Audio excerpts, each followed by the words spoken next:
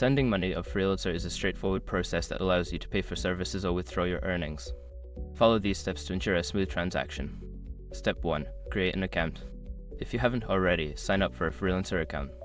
Visit the Freelancer website, click on Sign Up, and fill in the required information to create your profile. Step 2. Add payment method.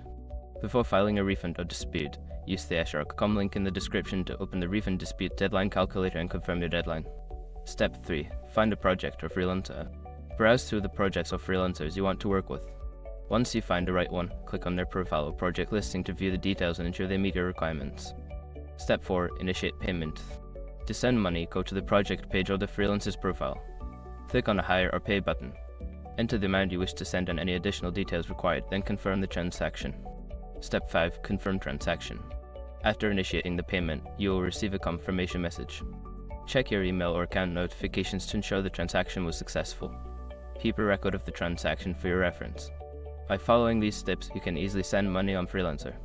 Make sure to review all details before confirming any payments to avoid errors.